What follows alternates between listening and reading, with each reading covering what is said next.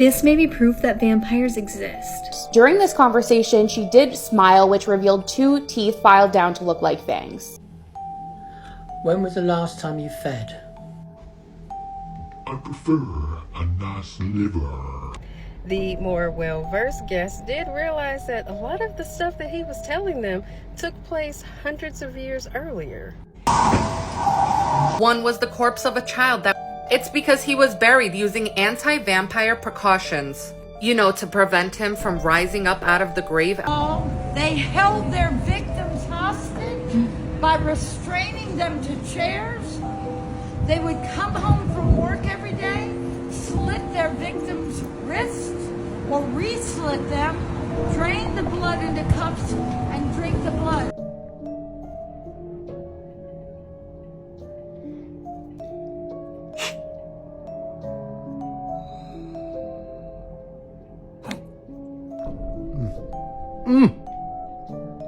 Thanks. I don't think my color really works for stars.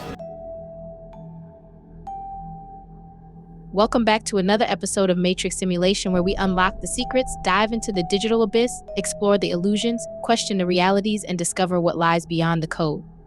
Vampires. Let's talk about this species that has been mentioned in whispers all over the world, many associating vampires as mythical creatures, something from lore.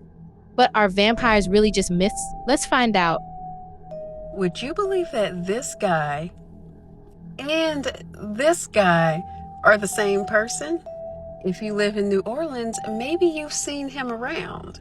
Although if you have, I'd suggest that you probably run the other way. Either way, if you don't know who he is supposedly the vampire of New Orleans. Saint Germain was born sometime around the 16 or 1700s, but there are other reports of a man with these similar features dating all the way back to Christ. This man was a close acquaintance of figures such as Voltaire, Catherine the Great, Marie Antoinette, King Louis, Casanova, and so much more. There are some reports that even say that he was there when Jesus turned water to wine and was a part of the Council of Nicaea. There were reports of Saint Germain sightings all over Europe until 1784, when he died in Germany. But in 1793, he was seen in the crowd at the beheading of Marie Antoinette, which would have made him about 100 if that were true. But how did he get to New Orleans? In 1902, a man by the name of Jacques Saint Germain buys one of the most prestigious properties in New Orleans at the corner of Ursuline and Royale. It's said that he immigrated from France and was a descendant of Saint Germain. People who would party with him would often say they never saw him eat, only drink red glasses of wine. Jacques had been accused of attacking a young woman. The police gave him the courtesy of coming into the station the next day, but when he never showed, they decided to take a visit to his place. When they walked in, there was no Jacques. There was no furniture, no cups, no plates, no utensils, only wine glasses and remnants of something that appeared to be wine, until further testing determined that it was actually wine mixed with blood. In the 1970s, this man, Richard Chanfray, came forward as being the Count himself. He went on to tell a wild story that he was a vampire who had been living and just decided to roam and made his home in New Orleans. Although in 1983, Chanfray reportedly unalived himself in Saint-Tropez. Although if you're in New Orleans, there are sightings of a man named Jack likes to harass tourists from time to time and play tricks on them. And he kind of looks like Chanfray and Jacques and the Count. So if you're looking for your own interview with the vampire, you can call out for Jacques if you like. Meet him at the restaurant N7. Here they have a delicious plate of frog legs. Check the tag video for reference. Either way, this is a crazy story because this dude is really giving Lestat vibes. And Rice, what you know, girl?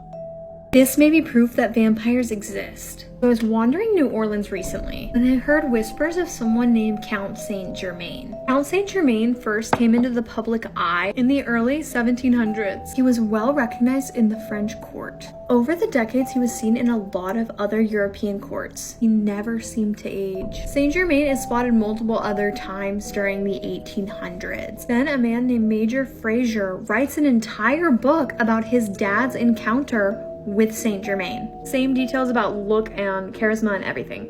Fast forward to the 1900s. There's another Saint Germain sighting, and this time, people may be onto him because he disappears for 50 years. Then he is spotted again in the 1970s, and we're getting more to modern day here. Then in 2002, someone named Saint Germain, which I feel like is not a common name, y'all. Not a common name. So then apparently the Silicon Valley man disappears without a trace. Of course. But no one has seen Count Saint Germain since then. Have you seen this man?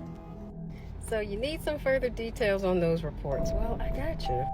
Saint Germain delighted himself in throwing elaborate and lavish parties for the socialites of New Orleans. His parties were highly anticipated due to the fine wine, food, and his elaborate storytelling. These stories were kind of all over the place, with tales from France, Italy, and even Egypt. Now, a lot of his guests did become confused because while these stories were entertaining, the more well-versed guests did realize that a lot of the stuff that he was telling them took place hundreds of years earlier.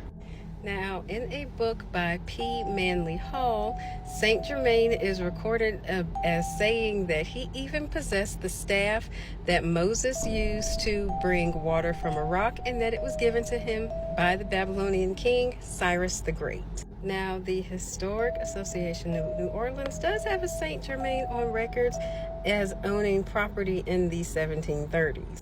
This man also happened to go by the name Louis. And there are no records of Saint Germain having owned the property on 1039 Royal Street. So maybe Lestat did find his Louis after all. And speaking of Lestat, remember the scene in the Interview with the Vampire series with Lestat and the opera singer? Well, Saint Germain was also a very accomplished musician.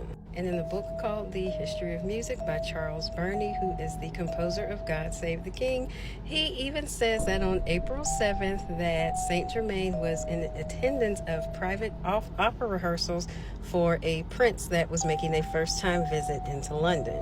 He even says that the Count composed several new songs specifically for the prince, which led everybody to wonder, how did this mysterious man get such an opportunity? Now, that particular opera was performed for a very, very small crowd in the King's Theater, a private room. So it was kind of suspicious how later on that particular piece of work ended up being inscribed on the walls of someone's home. Now, regarding his name, no one really believed that his name was even Saint Germain, and supposedly the only person who knew his real name was King Louis XV, and this is because he was ordered to give it, and supposedly Germain only gave it to him in private. What do you think? Have you heard about this mysterious man called Saint Germain? Is he somewhere chilling, waiting to re-emerge after a couple of years? Because if he did now, people would start noticing that this man has barely aged, and his identity would be revealed. Louisiana, the Carter brothers. Back in the early 1930s, a young woman has just escaped out of a small window from the home of the Carter brothers in New Orleans. She was covered in slash marks all up and down her arm. When she finally manages to track down a police officer, she tells them that the brothers have been feeding on her blood. Police storm the residence and they find more women in similar states, the blood draining out of their bodies. The brothers, now thought to be real-life vampires, were captured and executed. And years later, as someone went to uncover their graves, the coffins were found to be empty. Now, I thought this sounded absurd at first, but just hear me out. So in New Orleans, there were actual living vampires. In the 1930s, two brothers, John and Wayne Carter, were sent to jail for murdering 9 people. But the weird thing is, all the people they murdered were drained of all their blood. Not only that, after these two brothers died, their bodies mysteriously vanished from their funeral. And a lot of people still say that they see them till this day. But it gets weirder. In 1984, 9 other people were drained of blood again, in the same area. I would also like to mention, in this specific area, the missing persons rate is very high. Something isn't adding up here. What do you guys think? Are vampires real? Let me know down in the comments. Watch out for the Carter brothers. People don't just come up with these stories. There is always some truth in lore. I may be unpleasant looking. Motherfucker, I know you lying. Ain't that the same nigga from My Babysitter's a Vampire? Either that's a clone, a really big ass coincidence, or this nigga has upgraded and became something that we all wish we were as a kid. This is not a drill. 2 vampire graves have been discovered in Poland, possibly 3. One was the corpse of a child that was just discovered a few days ago. A child who experts have determined was between the ages of 5 and 7 when he passed away. And this grave is over 400 years old, so he passed away sometime in the 17th century. And we know he was suspected of being a vampire. But how do we know this? It's because he was buried using anti-vampire precautions. You know, to prevent him from rising up out of the grave after he was placed underground. So let's talk about these precautions. He was buried face down, and this was done so that if he was to wake up after death, he could bite into the ground and not bite a living human being. There was also an iron triangular padlock found on his ankle. This was probably an attempt to hold him down or give him trouble if he was to start walking again. Walking again after he had passed away already, that is. And the inside of his jaw was stained green, which implies there was a copper coin placed in his mouth. I heard that this was a common practice though, to pay the gods to let you into heaven or wherever you were going so you don't walk around the earth, like as a lost soul and stuff, or in this case, maybe as a vampire. And a cause of death has not been determined, and I doubt they will be able to determine a cause of death. But I am very curious about how this person passed away. And his body was discovered in a really old cemetery in the village of Pień, near the city of Bydgoszcz, which is in north central Poland. Last year, the remains of a young woman were found there, in the same cemetery, just 2 meters away from where the boy's remains were discovered. And she too was a 17th century person that was suspected of being a vampire. She was buried with a padlock on her toe, her big toe on her left foot to be exact. And there was also a sickle placed on top of the woman's body. You know that thing the Grim Reaper walks around with? Yeah, one of those. All this so if she was to rise up out of her grave, her head would get chopped off. No biting humans for her. And I guess the padlock on her toe would slow her down or something? Think of it as stepping on a Lego, but it's attached to your foot. Or something like that. And there might have even been a 3rd suspected vampire. Right in the area! Boy, this area was like overrun with vampires or something. Or at least the fear was real. So this 3rd suspected vampire is basically just a pile of scattered bones. But you see, they found another padlock near those bones. So I guess it was a similar situation. I don't know, you guys. What do you make of all this? I mean, aliens are now real. Are vampires? Let me know your thoughts in the comments below. Don't be shy, okay? Bye. Look at the world with the eyes of a child, and you will see it for what it truly is. I mean, many graves have been dug up to expose remains of human skeletons that were buried in very questionable designs, with precautions taken in case the dead person woke up. Did you just hear that? In case the dead person woke up, meaning some people would really wake up from their graves. I mean, that tells us that vampires were so real and existed in the 1700s and people knew that. Isn't this the guy who pretended to be a vampire? Okay, first of all, who would do that? Obviously vampires don't exist. And second of all, look at these teeth. They're pretty normal. I mean... Oh. Okay, so you got the blood test. Correct. And he tested you, and what were the results? The results were inconclusive. And what does that mean? Meaning that I have the same type of blood pathogen level, things like that. Everything just came out pretty much inconclusive. They weren't able to come up with any results, per se. Any results at all? Were they strange results? Some things were, yes, higher glycemic levels, things like that. And what about, you have no body fat? Correct. If I were to place my hands on one of the electronic counters, it comes up as error every time. Really? Correct. Wow, mine comes up as something else. Even when I was really, really skinny, I had a high body fat content. It was weird. I was like, your weight, and they said, you need to get in shape, which is weird. Anyway, tell us about these abilities. Okay, first let's do the strength ability. You're 125 pounds, and you can bench press how much? On a Smith Klein machine, I've been able to do 270, maximum 280. And with that right there, approximately 425. So I've got 425 pounds over there. Okay. Oh, and I want to see you. What is it called? Bench pressing with the legs? I don't know what that's called. It's called a leg press on a 45-degree angle. Bench press with your legs. That's what I'm gonna call it. So let's go do that right now. Let's see if you can do that, because that's like pretty amazing. Come on over. Take my coat off.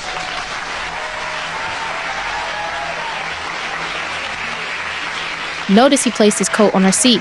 And do you know what that means? Okay, let me tell you, he stole some of her energy. He is an energy vampire. What was that breath? Was that getting ready for just something? making bones. I feel like I'm getting old. Actually, I've got this thing behind me. I'm going to have to pull it out. The mic pack. Yeah, mic pack. There we go.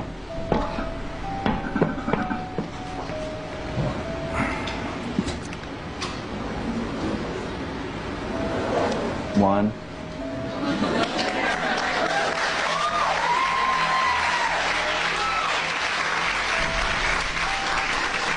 Wow. You can go on forever, I'm sure.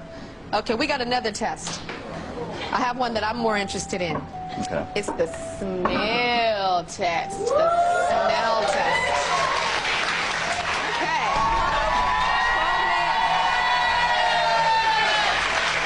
Over here. So you have a sensitive smell more than the average human, right? Yes. Put this on. Now I want you to guess what's on the plate just by smelling it. Let's start with plate number 1. Smell it. Chocolate. Yeah, it's chocolate. Wow, that's funny because I can't smell that at all. I really can't. I have good sense of smell. What's that one?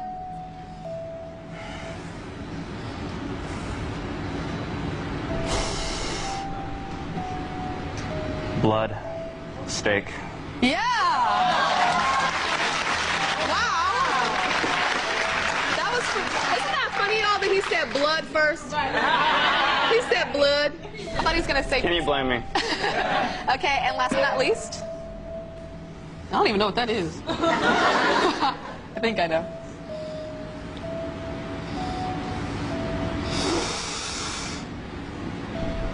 It's a fruit. Mango. Close. Close. Well, is it a mango? Yes, it's a mango!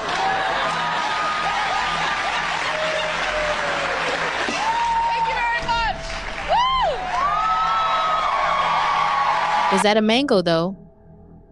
Want to get creeped out? For those of you who don't know, I've been doing research on creepy folklore, creepy creatures, kind of from around the world. While doing this research, I came across real vampires. I read about a man named John Browning who was an American writer and scholar, and he actually researched real vampires for years. Now, no, these are not supernatural beings that can turn into bats and sparkle in the sunlight. I don't know how they feel about garlic. Was I disappointed about this? Not really sure. My favorite vampires are from What We Do in the Shadows. If you haven't seen it or watched it, you need to. It's hilarious. So John had been searching for real vampires for a very long time, and he finally found one in a clothing store in the French Quarter of New Orleans. A woman came into the store with 2 teenage boys, and the shop owner let John know that this was the person he was looking for. John decides to strike up a conversation with this lady and let her know that he is studying real vampires. During this conversation, she did smile, which revealed 2 teeth filed down to look like fangs. John did give her his number, but she never got back to him. Luckily, a few weeks later, he met some more real vampires in a nightclub in New Orleans. And a few weeks after that, he met what is called an elder vampire, and this was an older man who was a real living vampire. This gentleman invited John to NOVA meetings, and NOVA stands for New Orleans Vampire Association. This is where John started his 5-year study of real vampires, and I'm going to share some of that study with you. According to John's research, symptoms of vampirism start when the person reaches puberty. They call this your awakening or coming out of the coffin, which is hilarious because I'm a lesbian and I came out of the closet and they're coming out of the coffin. I think it's beautiful. Now, these are typically people who are feeling drained for no reason. It isn't an iron deficiency. It isn't a B12 deficiency. Something else is going on, and that's what finally might lead them to this conclusion. Now, depending on the type of vampire, they might discover that plasma or energy from another source is what gives them energy. The ones that need plasma are called sanguinarians, and they might discover this, for instance, by accidentally biting their lip and realizing that from that plasma, they are getting a burst of energy. These are people who really do feel like they need plasma to live. Although there are different covens of vampires, and a lot of them feel that it's taboo to drink plasma, and that is for reasons I'll get into in the next video. But then we have our energy vampires, and they feed on psychic energy from other humans. Again, if anyone's ever seen What We Do in the Shadows, Colin Robinson is an energy vampire, and he's so funny. But I've learned through my research that energy vampires aren't really actually these Colin Robinsons who just drain you of all of your energy just from talking to you because they're so boring. They actually might do this from an actual massage. What's up, guys? It's Nick. Back a year later to say that my teeth can still do that, and my eyes, they still glow. And also, check this out. My brother can do it too. So here's the full video. If you saw the story, you know, last night I saw something in the house that, as crazy as it sounds, to me looked like a vampire. I'm just gonna show you the video. Here we go. Okay, trying again. I'm hearing sounds up here, like somebody's moving around. This stuff's been happening, but as soon as I pull my phone out, everything stops. I don't know. I don't know. I swear I heard somebody up here. Holy shit, I don't know what happened. That thing vanished, and my camera stopped recording immediately. At the same time, it's gone. There's a slowed down version of what you saw, brightened and close up. I'm gonna post a still. I'm not sure how well you can see it. It turned like an old man to the door, lurched forward, and vanished. Honestly at a loss for what to do from here, but I'll keep you guys updated. That looked like Dracula's dad. And that guy must be really brave to still live in a house that apparently gets visits from a vampire. I had a really, really strange experience back in October when I went to Boston and Salem just to basically go snooping around for Halloween. I needed to get some stuff. I knew something was gonna pop off because I'm in Salem, it's October, the veil is thin. I'm going there and I know it's gonna be some spooky shit. If you guys don't know, Salem is one of those places where you'll find practitioners who practice shit that like you won't find anywhere else. Like you'll probably find practitioners in Salem and in New Orleans that you'll find some magic that's like some deep underground stuff, like the stuff that I talk about. You won't find that anywhere else in the country. You won't find it in Sedona, like you just won't. You won't find it in California either. Well, unless you really know where to look for it. So we go to this place, and I want to give you the backstory because a few nights, literally the Thursday night, I remember this, the Thursday night before we went, and we went on a Saturday or a Friday, I had a dream that was very real. I was very much awake in my dream, and I remember being chased down by this guy. And I know exactly what this guy looked like. It was a very weird dream, but I felt his presence in astral. And if you are an astral traveler, you know what I mean. So I was with this guy, this older dude, like this guy was like 40, 50 maybe. And he was totally hijacking my dream. And I was like, wait, like I've never seen this person. This is such a weird dream. Like I'm stuck in this amusement park type of thing. And by the way, guys, I've never been to Salem before and I didn't know what it looked like. Tell me how, when I got there on that Saturday, I walked into my dream, and this is not the first time this has happened, but my first question was, okay, why am I here? Like, and then we're walking around, we're waiting on lines. I had to go there because I had to get some offerings for Mercury and the moon spirits. And if you guys ever want to do that, Hex is amazing. Like, amazing. I love them in there. Did you know you can get the black pullet as a candle in Hex? I don't know how it works. I always thought you needed to use the cloths, but the woman there said you didn't need the cloths. Anyways, so I was online at Hex and I had to get a lot of stuff, guys. I gotta get pendulums, I had to get offerings for the planetary spirits, I had to get just a bunch of different things that I needed for around the house. So then next to Hex is this store called Vamp Fangs, and there was a guy that was standing outside of it, and I looked for a second, and then like spiritually, like me as a spirit, I felt like I recognized this person. And then it clicked that this was the guy that hijacked my dream. And like, I'm not saying that this is conscious, like, you know, I would never blame anybody because people think that I hijack their dreams. I have a lot of clients that say that they see me in their dreams all the time. So none of this is conscious, like it's all energetic. This guy doesn't know me from a hole in the wall. Somehow our energies on the astral realm collided, and it's probably because I knew I was gonna be there a few days after I had that dream. But it was weird. Like, my guides were like, you gotta be careful. And I'm always usually careful. Like, I'm always usually paranoid. I grew up in the city, so like I'm always paranoid. But I literally thought that what happened in this dream was gonna happen in real life, that this guy was gonna kidnap me or something and take me to this place again, and I was gonna lose my ex-fiance, and all of that stuff was gonna happen. So I literally told my ex, the guy I was with at the time, that I needed him to literally hold me. Like, I was on a leash because I was so scared that this old ass dude was gonna kidnap me the same way he did in my dream. But it really got me thinking, because when I talk about vampire rituals to you guys, I'm talking about the traditional version of it. I'm talking about the old school stuff, the stuff that they did in ancient Egypt, the stuff that they do in Haiti, the stuff that they do with the Aztecs. I'm talking about that stuff. I'm talking about real ritualistic vampire stuff.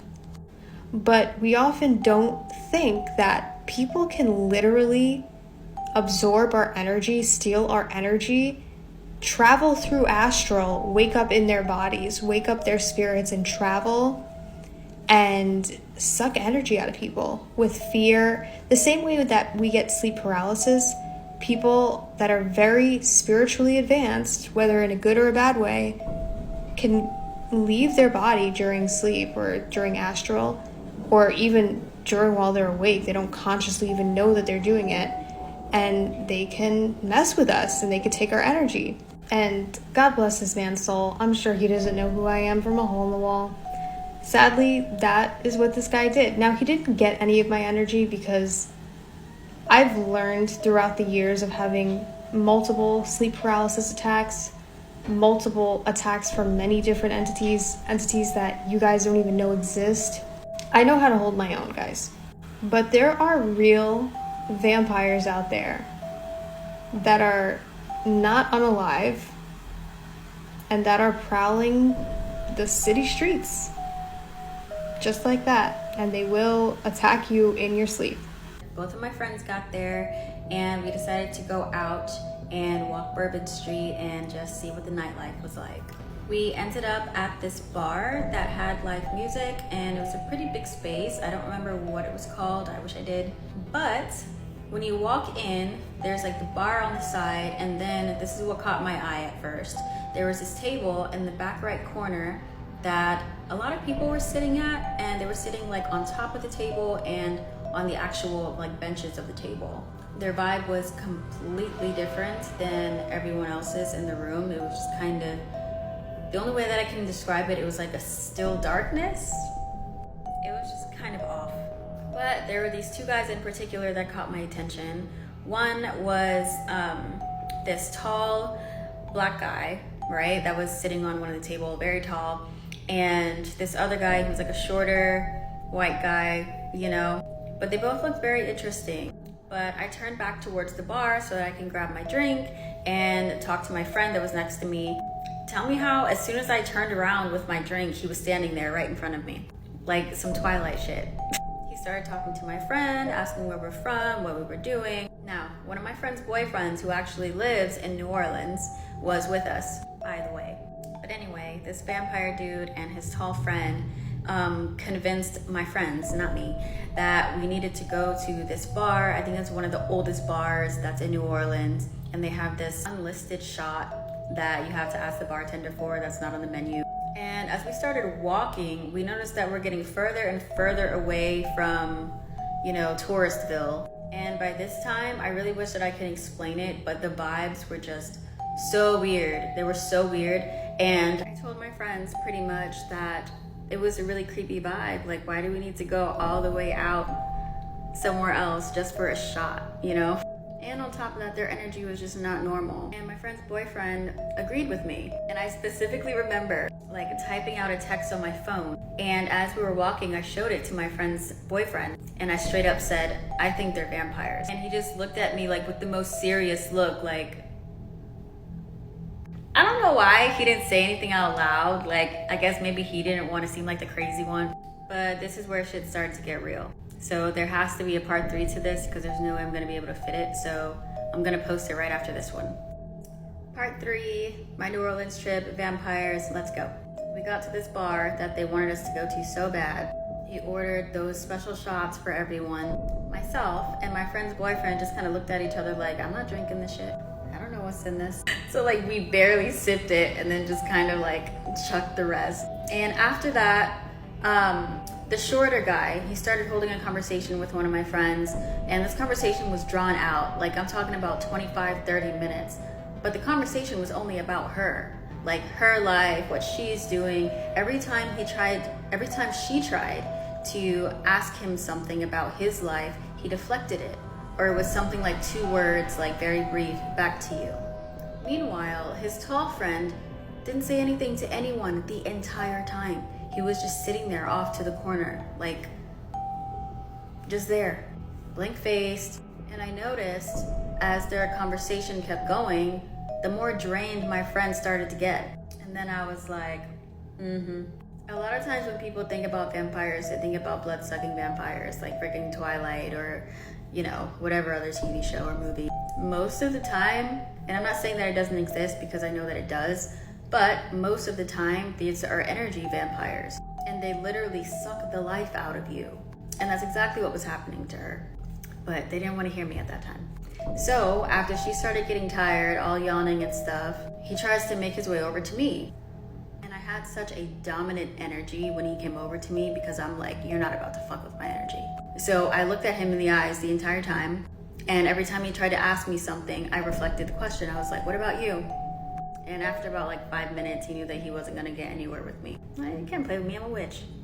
Fast forward, my friend started saying how she was tired. If we didn't do anything, she's just gonna go back and fall asleep. So when we left, they wanted to go to this 4-story like nightclub. But as we were walking there, I started telling them what I was feeling and what I knew, that they were freaking vampires. And then we decided to lose them when we got in there. Now, when I tell you guys, this place was packed like wall to wall, every floor. I think we went all the way up to the 3rd floor. I can 100% tell you that we lost them and that crowd of people because we were inside the building before they even got inside. So they wanted to go out on the balcony because they wanted to smoke or whatever. And I was sitting there telling them like, dude, like those guys were freaking vampires. That tiredness that you're feeling because they were draining your energy. Tell me how. 2 minutes later, I turn around and guess who's there? And this time it was almost with a smirk on his face. Like, oh, that's cute. You thought you lost me, didn't you? And somehow he knew what I was talking about before he even got there. He was like, so what were you saying to your friend? And proceeded to pick me up on the balcony.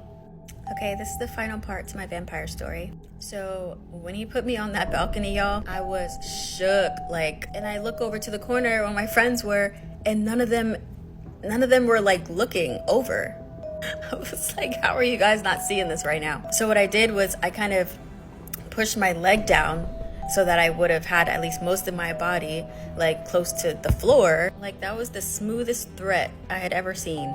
but I did get down. I was definitely trying to play it off and keep things cool. But either way, shortly after that, we ended up leaving. And it's so crazy because even after all of that, he gave me his number. Like, I kid you not. And in my head, I was like, should I have a vampire friend? My sheer curiosity and just like, wow, like this is magical as fuck. But then I kind of got over it, you know, curiosity killed the cat. I don't need to be friends with a freaking vampire, and I deleted his number. But yes, you guys, so that happened. It's catty corner. And that roundabout balcony right on the corner there. The Carter brothers seem like normal guys. In fact, they had a job at the Port of New Orleans, right down the street that they went to every day.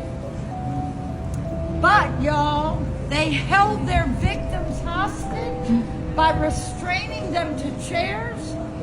They would come home from work every day, slit their victims' wrists or re-slit them, drain the blood into cups and drink the blood. All documented, all fact. Every single thing about this story is documented fact. The Carter brothers again? This can't be a lie, guys. Look out.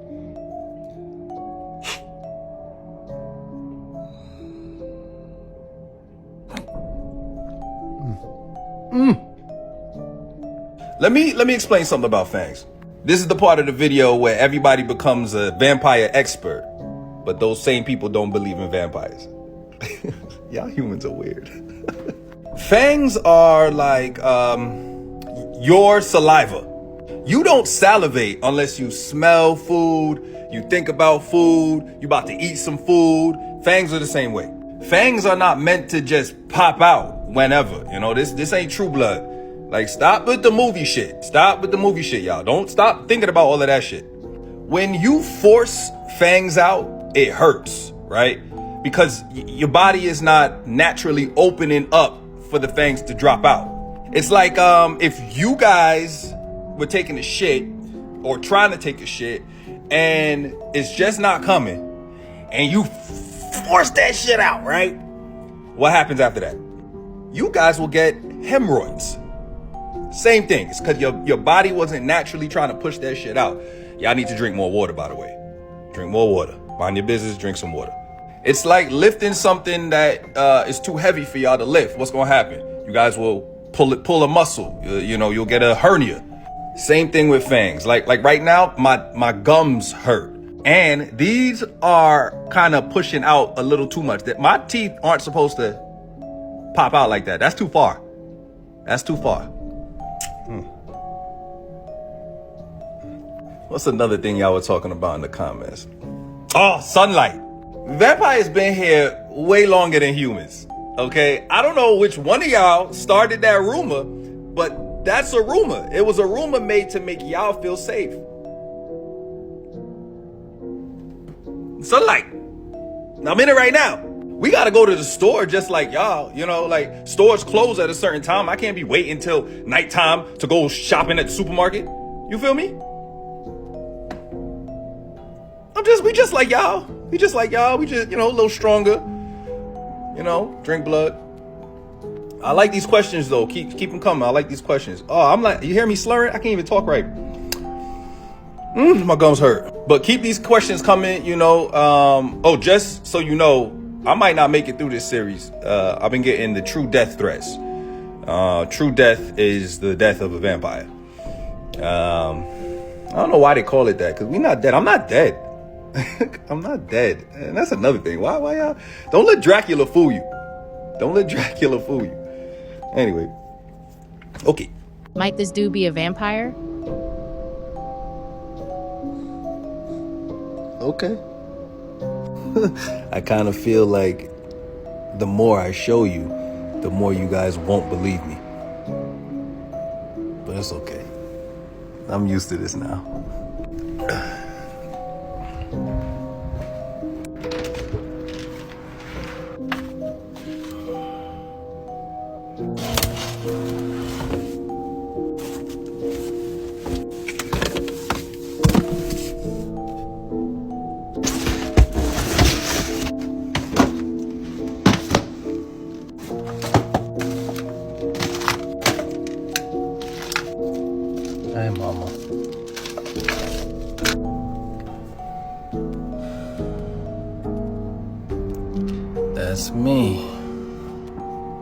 This is me in 1919, I believe. I was trying to be an actor. I've always been trying to make my way into film, even 100 years ago. I kind of switched over to screenwriting, as some of you might know, just because it's a hard industry to crack, you know. Back then, they didn't really allow too many black people in silent films, you know, so you really had to be animated to kind of let them know what you're capable of, you know. I look back at this picture now and I hate it, you know, like I feel like I'm pandering to a certain demographic so that I can fulfill my dreams. Yeah, I hate it. But yeah, that's me. That's me.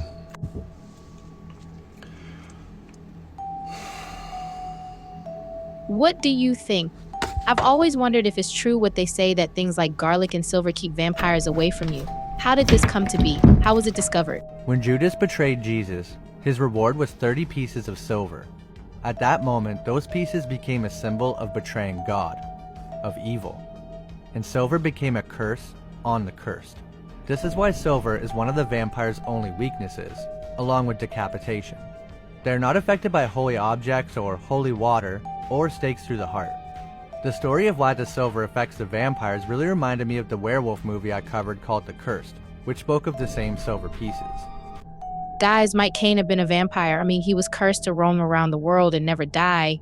That means that he is still alive today. Might he be the first vampire? Have you ever heard of the Casket Girls? This is kind of where the legend of vampires originated in New Orleans. There was a time when the men of New Orleans were complaining that they didn't have any desirable women to marry. The governor of French Louisiana, John Baptiste, sent a letter to King Louis requesting that he sends women that they can marry. King Louis does just that. However, during the transatlantic journey, the women had to stay below deck because of sailor superstition. It was bad luck to have a woman on deck. These women were becoming pale and brittle, their fingernails grew extremely long, and they were starting to contract diseases such as scurvy. Now, one of the main symptoms of scurvy is bleeding gums. These women were starting to look like death, so when they finally arrived in New Orleans, the men didn't desire them. They thought France was sending over monsters.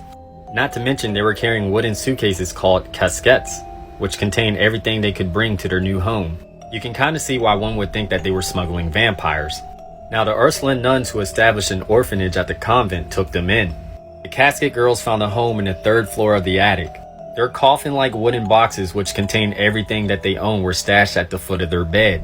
The nuns believed that the education of a woman was essential to a civilized, just, and spiritual society. In fact, one of the first pharmacists in the United States was an Ursuline woman.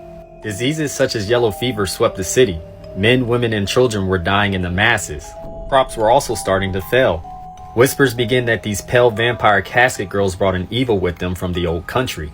Eventually, the nuns threw the casket girls out and sealed off the 3rd floor to the attic. The shutters were sealed with screws that were blessed by the Pope himself. But people claim to see the shutters fly open late at night. Many believe that this is a result of the flying vampires returning to their caskets. But the legend of the vampire kicks up in the 1970s when 2 paranormal investigators snuck into the Ursuline convent. Their corpses were found the following morning extinguished of blood. And if you want to hear more of that story along with my very own personal paranormal experience, check out my latest YouTube video. All the creators' pages that are featured in this video are linked in the description. Go give them some love. And please like and subscribe to this video. You are the best.